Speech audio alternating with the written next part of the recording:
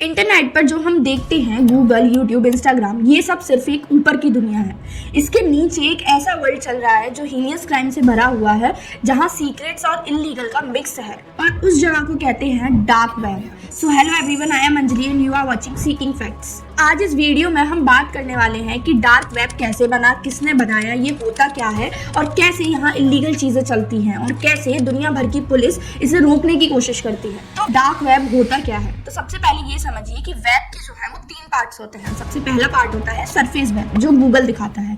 फिर आता है डीप वेब, जो पासवर्ड से खुलता है, जैसे कि ईमेल हो गए या फिर बैंक अकाउंट्स। और लास्ट होता है डार्क वेब, जो स्पेशल ब्राउजर से ही खुलता है। डार्क वेब को एक्सेस करने के लिए एक ब्राउजर यूज होता है जिसका नाम होता है टॉर। टॉर ट्रैफिक को कई लेयर में एनक्रिप्ट करता है, जिसकी वजह से यूजर की जो आइडेंटिटी है वो हाइड रहती है।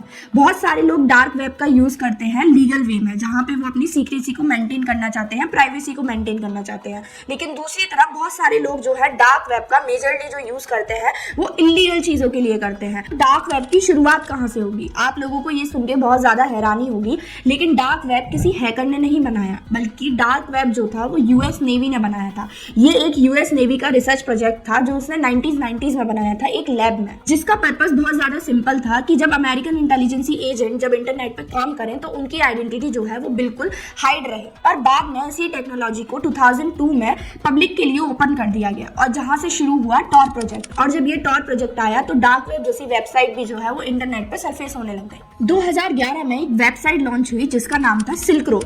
सिल्क रोड पर लोग drugs, fake ID, hacking services सब बिटकॉइन में खरीद और बिक्री करते थे ताकि लोगों को पता ना चल पाए। ये एक पूरी इलीगल ऑनलाइन मार्केट बन चुकी थी। लेकिन 2013 में एफबीआई ने सिल्क रोड को शट कर दिया और उसके फाउंडर को अरेस्ट कर लिया, जिसका नाम था रॉस उल्ब्रिच।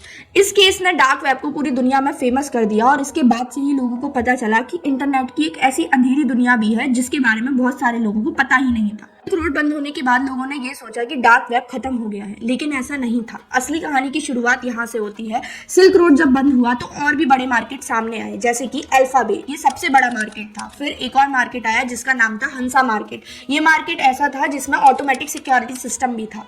दोनों को 2017 में वर्ल्ड वाइड एजेंसीज ने मिलकर बंद किया। तो इससे एक बात क्लियर होती है कि डार्क वेब को बंद करना इतना आसान नहीं है। डार्क वेब पर एक मार्केट बंद होता है तो उसी टाइम पे दूसरा मार्केट अपने आप खुल जाता है। तो अभी तक कौन सा डेटा डार्क वेब पर लीक हो चुका है? 2025 की रीसेंट रिपोर्ट के अकॉर्डिंग 300 मिलियन से ज्यादा रिकॉर्ड्स डार्क वेब पर मिल चुके हैं।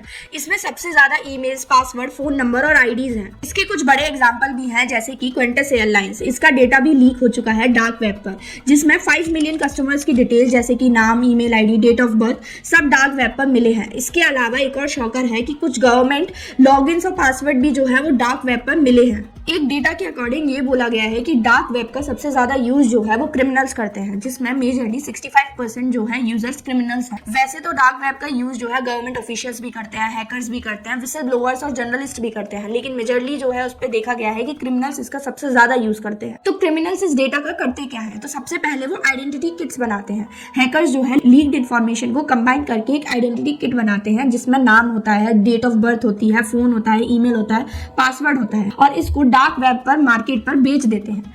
दूसरे स्टेप में वो सारी क्रेडेंशियल्स को स्टफ करते हैं, मतलब लॉगिन की चोरी करते हैं। जिन लॉगिन का सेम पासवर्ड हर जगह होता है उनके अकाउंट्स हैकर इजीली हैक कर सकते हैं। डेटा से हैकर्स ऐसे फिशिंग ईमेल्स भेजते हैं जो काफी ज्यादा रियल लगते हैं, जैसे कि ऑफिशियल कंपनी ईमेल। यूजर्स उस पर क्लिक करते हैं, जिसकी वजह से मेलवेयर जो है उनके फोन में इंस्टॉल हो जाता है, सिस्टम में इंस्टॉल हो जाता है, और उसके बाद जो है ओटीपी लीक हो जाता है। फोन नंबर मिलने के बाद हैकर जो है वो सिम कार्ड डुप्लीकेट कर लेते हैं, जिसकी वजह से बाद में वो ओटीपी रिसीव करते हैं और बैंक अकाउंट को खाली कर लेते हैं। कुछ हैकर्स जो है कंपनी के इंटरनल लॉगिन जो है वो डार्क वेब पर अपलोड कर देते हैं, और कुछ रैंसम गैंग्स उन्हें खरीदती है और उस कंपनी का फुल नेटवर्क लॉक कर देती है। बहुत सारे लोगों का ये मानना है कि डार्क वेब पर एक रेड रूम नाम का भी स्पेस है, जहां पर लाइव मर्डर्स होते हैं, लाइव मर्डर स्ट्रीम्स होते हैं, और लोग जो है बिटकॉइन में पेमेंट करते हैं और सामने वाला इंसान उनके ऑर्डर के अकॉर्डिंग उस इंसान का मर्डर करता है। लेकिन इसके कोई एग्जैक्ट प्रूफ नहीं है। बहुत सारे लोग ये बोलते हैं कि ये एक मिथ है, लेकिन कुछ लोग बोलते हैं कि ऐसा सही में होता है। तो पुलिस डार्क वेब से कैसे लड़ती है? पुलिस के पास बहुत सारे तरीके होते हैं, जैसे कि अंडरकवर एजेंट्स होते हैं, ब्लॉकचेन ट्रेसिंग होती है, सर्वर से डेटा सीज किया जा सकता है, फेक मार्केट चलाकर क्रिमिनल्स को ट्रैप ट्रैक करती है, इंटरनेशनल कॉर्पोरेशन जैसे कि FBI, इंटरपोल और यूरोपोल का यूज़ करती है। हर साल दुनिया भर में बहुत सारे डार्क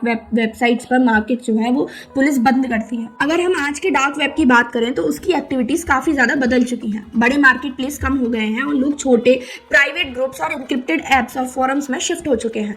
क्रिप्टो करेंसी भी बदल रही है, अब लोग प्राइवेसी कॉइन्स यूज़ करते हैं। पुलिस भी स्मार्ट हो गई है क्योंकि अब पुलिस जो है वो ज़्यादातर ब्लॉकचेन एनालिसिस यूज़ करती है। डार्क वेब का इम्पैक्ट रियल वर्ल्ड में भी दिखाई देता है, जहां डेटा ब्रीचेस होते हैं, ऑनलाइन फ्रॉड होता है, drug supply, weapon trade, harassment, privacy protection जो है जर्नलिस्ट और विसल ब्लोअर की वो स्टेक पे रखी रहती है। तो यानी यहाँ पे एक ऐसा शैडो वर्ल्ड चल रहा है जहाँ पे अच्छाई और बुराई दोनों एक साथ एग्जिस्ट कर रही है। तो डार्क वेब एक खतरनाक जगह भी है और एक ज़रूरी जगह भी। कुछ लोग इसे गलत काम के लिए यूज़ कर रहे हैं और कुछ लोग जो है अपनी जान बचाने के लिए यूज़ कर रहे हैं। इंटरनेट का फ्यूचर इस बात पे डिपेंड करता है कि हम उसे किस तरीके से यूज़ कर रहे हैं। क्या हम उसका सिक्योरिटी के लिए यूज़ कर रहे हैं, उसका फ्रीडम के लिए यूज़ कर रहे हैं, या फिर ह्यूमन राइट्स के लिए यूज़ कर रहे हैं। लेकिन एक बात ये भी सच है कि आज हम में से कोई भी सुरक्षित नहीं है। हमारी प्राइवेसी, हमारी डिटेल्स कहाँ लीक हो रही हैं, हम में से कोई नहीं जानता। तो हम एक तरीके से एक असुरक्षा के घेरे में हैं। तो आप सबको डार्क वेब के बारे में क्या लगता है, कमेंट सेक्शन में ज़रूर बताएं। And if you find this video interesting then please do like, share and subscribe to our channel Seeking facts.